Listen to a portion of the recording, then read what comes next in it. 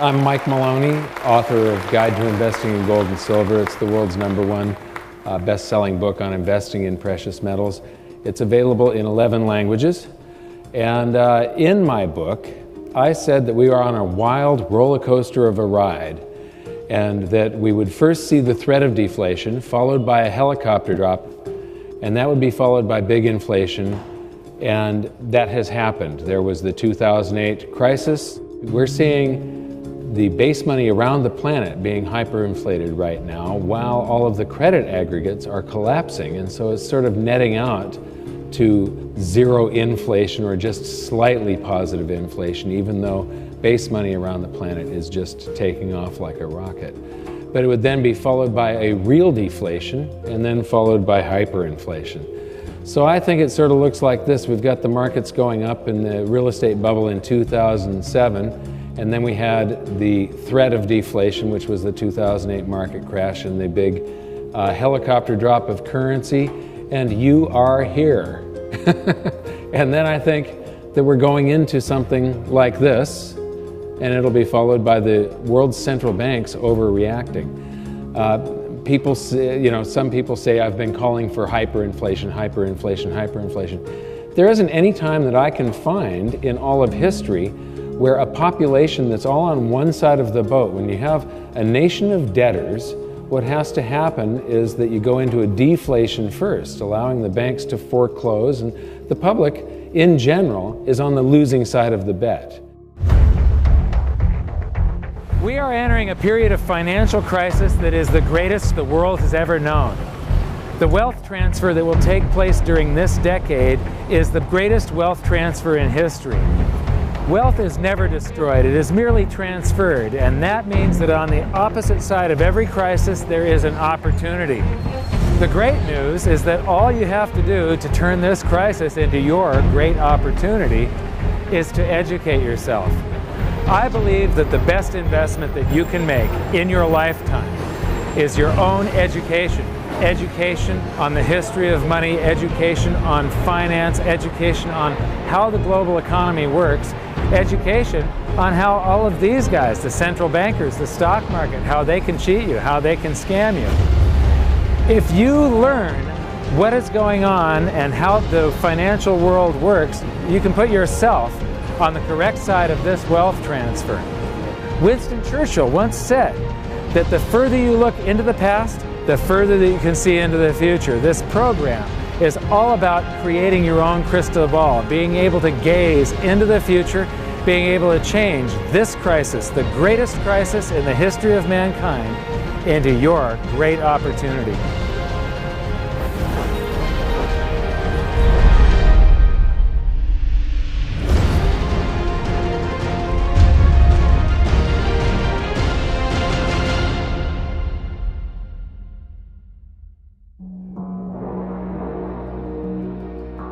Well, I've been traveling overseas quite a bit, but I'm on my way home now to speak at an event in California finally. What I've been trying to make clear is the fact that this roller coaster crash that I was talking about in my book and that I've been predicting since 2005 is playing out right before our eyes. One of the things I really like about speaking at live events is the chance to interact with people and sort of get my finger on the pulse of what they're thinking. And lately it's become pretty obvious that for a lot of people it's difficult to grasp why I think deflation is coming before big inflation or even hyperinflation. So here I'm going to break down 4 of the biggest reasons that I see deflation coming first. The first one is simple. The overreaction to the 2008 crisis has caused a credit debt bubble, and all bubbles pop. So I talked about hyperinflating base money. This is hyperinflation right here. Inflation and deflation is either an expansion or a contraction of the currency supply, and prices follow the inflation or deflation eventually. Now, most of this currency does not circulate. It's sitting on banks' balance sheets in what's called excess reserves. If you look at the years leading up to this crisis, this red line is reserve balances. The white line is how much of it is excess. And here we have Alan Greenspan's response to 9/11. Look at the scale of how big this emergency is compared to 9/11. But what is Ben Bernanke afraid of, and now Janet Yellen has inherited this legacy? Well, one of the things that happened in the 2008 crisis is that banks froze up and wouldn't lend to each other. They were all scared to lend to each other. And our system is such a fraud that at the end of each day, they all have to be able to borrow digits from each other that were created from nothing just to keep the whole smoke and mirrors game going. They all have to do this interbank lending to keep things balanced. Well, if one bank won't lend to another and they don't have any reserves, the whole system freezes up. Now, if you've got all these excess reserves that are on their balance sheet and you pay them interest to keep the reserves there and not use this as a basis of fractional reserve lending, they're going to be liquid. This basically prevents bank runs by banks on banks. It's not a public bank run with the public lining up at the doors. It's a bank run where one bank is trying to get their currency out of another or won't lend to another. And so this keeps things liquid. Right now, what this has done, though, the banks get to use this stuff in the middle of the day. And so you see the use of margin in the stock market going to record levels. You see the stock market going to record levels, things like, I follow collector cars, and they've been going astronomical. The number of $10 million cars out there now is just absolutely insane, and there are cars now selling for $30 million. Wine collections, art, it's all going ballistic at this point. And all bubbles pop. This is the average price of a new home divided by the median annual household income. Normally, 3-4 times your income is about what you can afford with a house. When you drop in interest rates, the affordability goes up, so people pay more for a house. But interest rates don't stay in one spot forever. They have to revert sometime or another. And all these people are going to be trapped. Every bubble pops, that's a bubble. We are in for something big again, and this time it's going to be more horrific than the crash of 2008, simply because the response to 2008 created a lot of stored energy. And then when the market crashes, that energy is released in the opposite direction. That previous chart of the hyperinflation of base money, well, we're going to get a reaction from all of this. Whatever bubble you're in, the opposite happens of what is of greatest benefit to the most people. Right now, if we went into big inflation or hyperinflation, the average Joe six-pack would get rewarded for mass stupidity. They're all out on credit. We're in a credit boom. We're in a bond bubble. Those bubbles have to pop, and the popping of a credit bubble is deflationary. It's deflationary. And history's crystal clear on that. A lot of the gold bugs say, the Federal Reserve and central banks, they're creating money, which they are unprecedented. But they're actually inflating to fight the deflation that started to set in the late 2008, early 2009. And if you look back at history, you say every major debt and financial asset bubble in history, the railroad bubble of the early 1870s at peak, followed by deflation. The auto and farm bubble and tractor bubble, that's actually a tractor bubble that caused the Great Depression. It was farms failing, and it was smaller local banks failing that caused the Great Depression and high unemployment. Deflation, because the deflation has to root out the massive debt and the financial assets that get overinflated. And it's good if we bring down the cost of living, if we restructure debt, if we bring financial assets down, it actually improves our standard of living long term, but it is painful when it happens. People think that the Federal Reserve can prevent deflation, that they control the money supply. Most people don't realize that the Federal Reserve controls base money only, and it's an incredibly small portion. It's so tiny. Right. Yeah. And all they do is influence the rest of the economy with interest rates and reserve balances and such. Well, some people say the strategy didn't work. Well, no, it did work. We would have been in a depression, just like the early 30s. We were going that banks were melting down, financial institutions, major Fortune 100 companies were failing like AIG. We would have imploded because once you have that much debt and leverage and things go wrong, it just builds the other way. Like you say, you get a bubble on one end, you get a crash. Bubbles don't correct, they burst. So we were going into that, but government said, no, we will do whatever it takes. Mario Draghi, you know, Ben Bernanke, and they created trillions of dollars to fill the hole. Well, all that does, it's like taking more drugs to keep from coming down. I mean, a drug addict can keep taking more drugs until it kills them, or until they just fall down and get dragged into detox. It's the exact same thing. Debt, especially when it's extreme, is a financial enhancing drug. It gives you more than you deserve, makes you feel better in the short term. But when it's over, you have to go through a detox, as they would call it, a debt detox. And that's where you get deflation.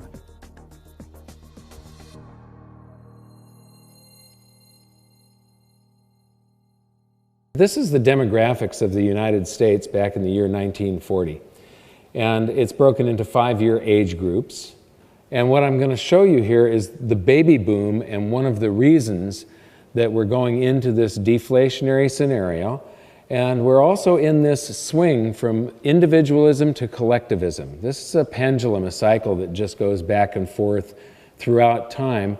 And this is the greatest threat to your well-being and the well-being of the economy and freedom. We're going through a period where this demographic is going to cause some huge problems. So here we are in 1950, and you can see the beginning of that baby boom taking off. 1960, 1970, and this wave. Now, the reason I've got this broken up into these different colors, children are the ultimate consumers. They consume everything, they produce nothing, except a quality of life for their parents, you know, a big reward as far as seeing them grow up and so on. But economically, children are an economic loss. They consume economic energy. What you're seeing here is this wave coming into working age. The green area is sort of a break-even area. That's when people are getting a job, and it might be a minimum wage job or something like that, and might be sharing an apartment with a few other people. And then as you get into the yellow area, you start to become a net positive for society.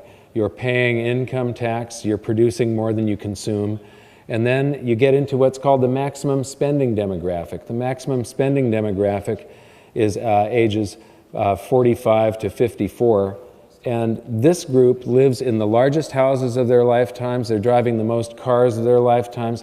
They're sending their kids off to college. They're spending a lot. Then they become empty nesters. That's the maximum saving demographic.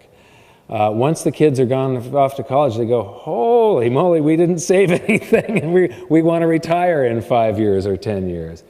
And so they start saving, and then you get to the point where they retire, and they become a maximum social burden demographic, I call it, simply because they're liquidating assets. They've got their stocks and their savings, and each year they're going to liquidate some of those to live, and the only driver that in the economic driver is the medical industry. They drive the medical industry. So economically, the maximum social burden group is a net loss for the prosperity of society, the prosperity of an economy.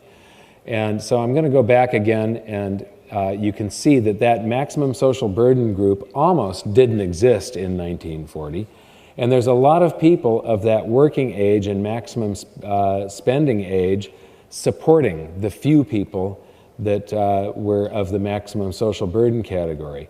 And then we get the baby boom sweeping through, and in the 80s and that stock market boom of the 90s and all the way up to 2000, that yellow area that really drives the economy was growing every year. Now, we have an economy where it's supposed to grow at about 3%, or it's going to stall. We inflate the currency supply at about that rate. But now, after the year 2000, we've got 2010, the peak of the maximum spending demographic. And from now on, it's sort of downhill. Maximum savers, they do help drive the stock market, but look at that maximum social burden category and look at what happens next. So we are going into this time period right now. Now, the reason there's no children on there is they haven't been born yet. But if you look at, when I first presented this a couple of years ago, birth rates have been falling for quite a while now, and they've been falling even at an even greater speed since the crash of '08. And if you look at the data from the Great Depression, birth rates just fell off a cliff in the Great Depression. And so you have less people of the younger age coming into this demographic to support the people that are retiring. They didn't have the pill during the Great Depression. Contraception was something that was not within most people's reach. So here it is automated, and you can see that big wave sweeping through there. And if you could imagine data for the children, it would be at a much lower rate. And if we do have a big economic pullback, you're going to see that really reduce. So we're in, most likely, some very serious trouble here, because all of our social programs and the way the economy and the society is set up, everybody's expecting to be able to retire at a certain age and live fairly comfortably off of the rest of us, off of the government. Any comments on these different age groups, maximum spending, demographic, maximum savings, and maximum you've got the social same burden? model we do. What is unique at this time in history, and it's the main topic of my most recent book. That's why I call it the demographic cliff. This is the first time in most wealthy countries, there's a few exceptions, let's call it Sweden, Switzerland, and Australia, countries like that have a larger millennial or echo boom. But almost every other country has an echo boom that only comes up near the same heights or is much smaller, like Germany and Japan. This echo boom here is what you're talking about. So my question to people is, like you say, it is a pyramid. Each generation has been larger and more wealthy to help pay off the debts or the accumulation from an aging generation before them. What happens when the millennial is having to support a generation that's actually larger than them? And what happens when there's not enough for them to drive house prices back? I've got a model now for housing that says people spend the most on housing at age 41, but then when they die at age 79 or 80 on average, they become sellers. So I have to subtract the dyers from the buyers, and when I do that, baby boomers are going to be dying at higher rates than the millennials are going to be buying at some point, and there's going to be net negative demand for housing. Everybody's thinking, oh, we're going to need more housing forever. No. Not when a smaller generation follows a larger. So for entitlements, that's huge. There is no way this next generation in the US, and nevertheless in Japan or Europe where they're much smaller, can even hope to pay the entitlements that's been promised to the baby boomers. It's a fairy tale. And housing will never be the same. We saw the Bob Hope generation come out of World War II, the first middle-class generation in history where the average person could buy a house on a mortgage. That was not the case in the Roaring '20s even. Only the affluent could do that. So that was a big boon for housing, and housing went out, the depression went away. Then the baby boom comes, unprecedented in numbers. All of our lifetimes, housing's gone up with a few exceptions here and there. Housing is going to do well to go sideways for the coming decades, nevertheless go up much again because of this generational shift. We've never seen this in history.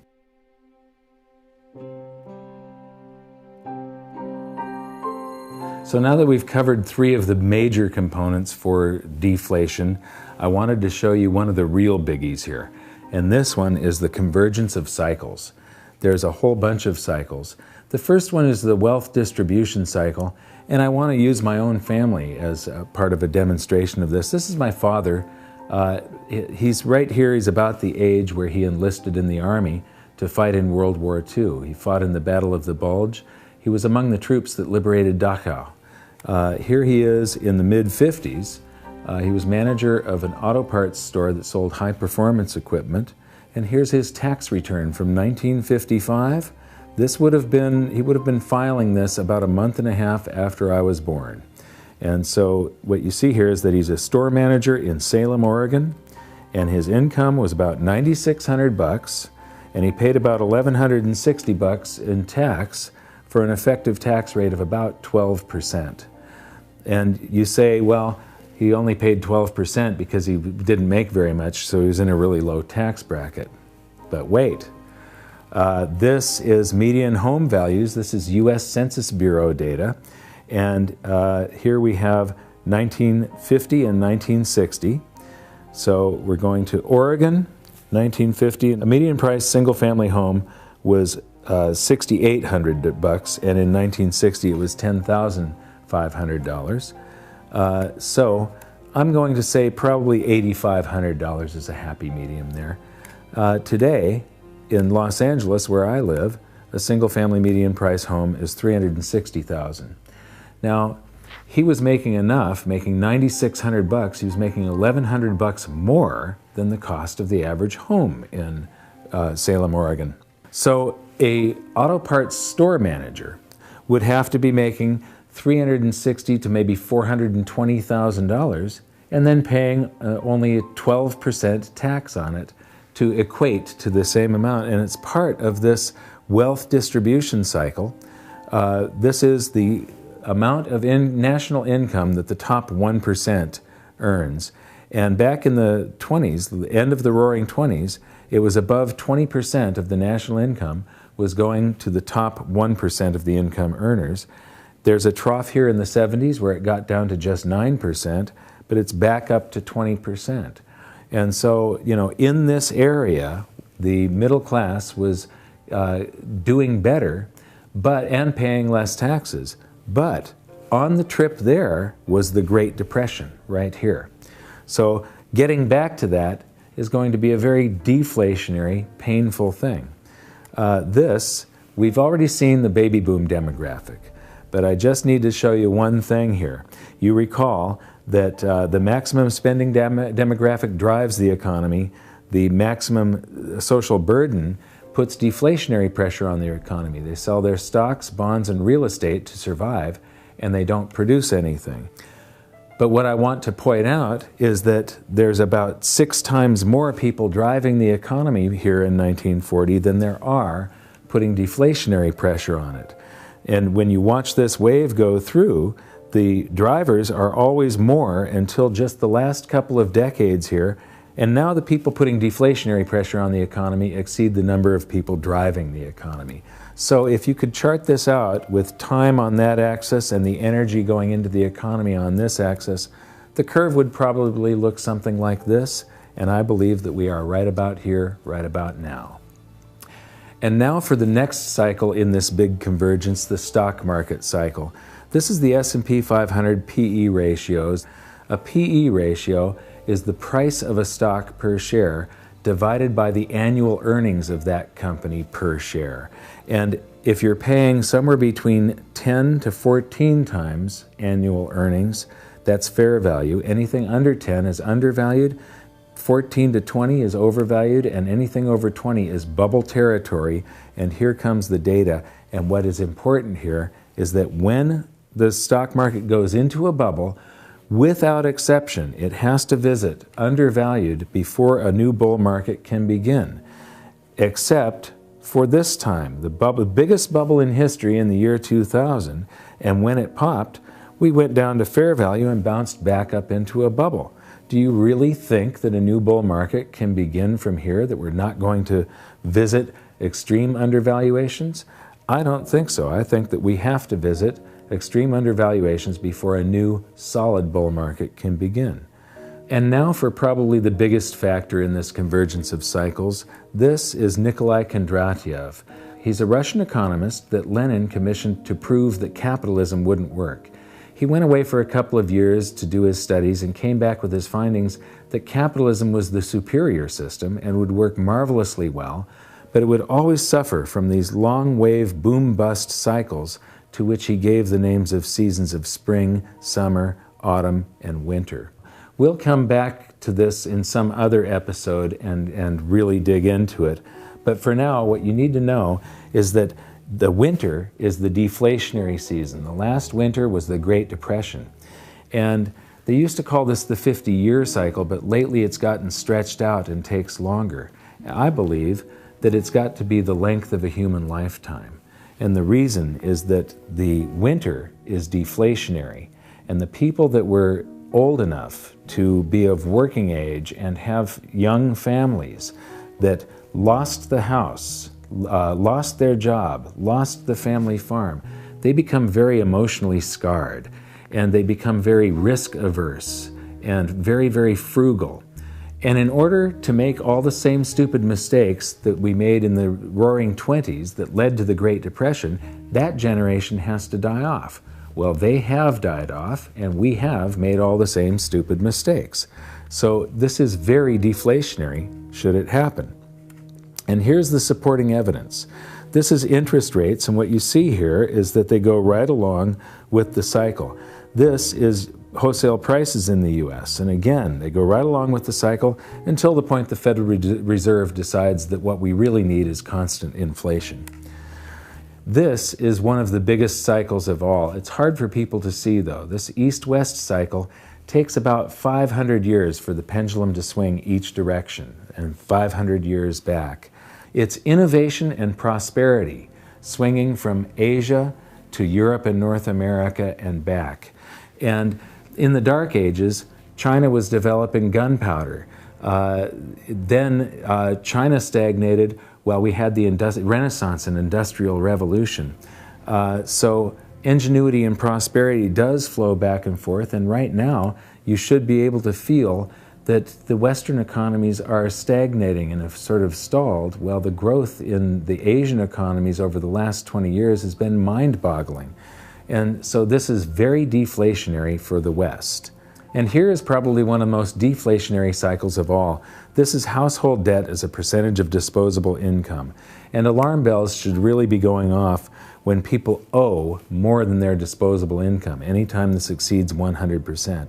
But I believe that this is also a cycle, and that if we had data, if we could go back further, it would probably look like this. And what's interesting is that this reflects the seasons of the Kondratiev wave of spring, summer, autumn, winter. Spring, summer, autumn, winter. And we're going into a winter, and that's very deflationary. The next cycle you've seen before, we learned about this in episode 2, but it's the shift in world monetary systems. The classical gold standard, the gold exchange standard, the Bretton Woods system, the US dollar standard, and there's something that's coming next. These usually coincide with major wars, but whatever this next shift is, it's going to be chaotic, and it's probably going to be a little painful. It's not going to be pretty.